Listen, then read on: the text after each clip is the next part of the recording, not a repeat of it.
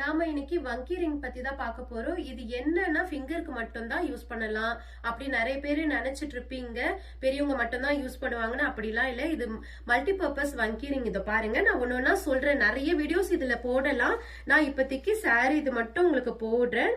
Next கண்டினியூஸா பாத்துட்டே இருந்தீங்கன்னா வந்துட்டே இருக்கும் நிறைய. இதை பாருங்க, இங்க ப்ளீட்ஸ் வைக்கிறோம் இல்லைங்களா, இந்த இடத்துல பின் பண்ணி இருக்கும்.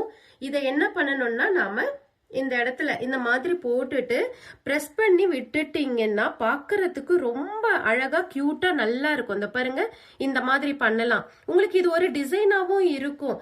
இப்ப ஆரி ஒர்க் எல்லாம் போட்டோம்னா என்னன்னா அதை ரிமூவ் பண்ணவே முடியாது, அந்த ஒரு பிளவுஸ் தான்.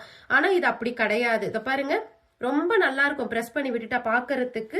இதை நீங்க கண்டினியூஸா இப்போ என்னன்னா எல்லாருமே எல்லா இடத்துலயுமே பின் பண்றீங்க இல்லைங்களா, அது எல்லாத்துக்குமே நாம இந்த மாதிரி போட்டுடலாம். போட்டா இது ஒரு அழகா இருக்கும் பாக்குறதுக்கும். இந்த பாருங்க, இந்த மாதிரி போட்டு விடலாம்.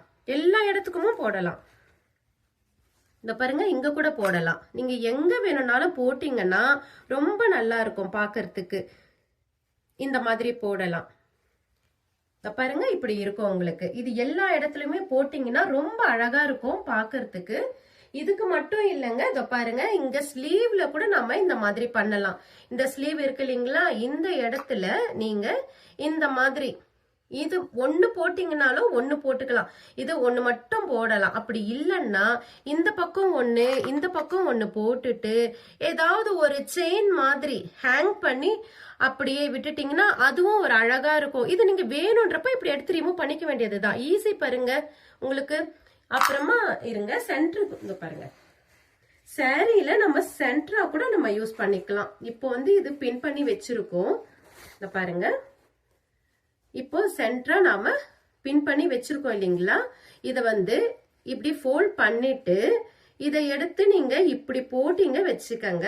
இது என்னன்னா நம்ம பிரஸ் பண்ணா இந்த பாருங்க, அவ்வளவுதான். இதை அப்படியே பிரஸ் பண்ணி அழகா இதை விட்டுட்டீங்கன்னா இதுவும் ரொம்ப கியூட்டா ரொம்ப அழகா இருக்கும்.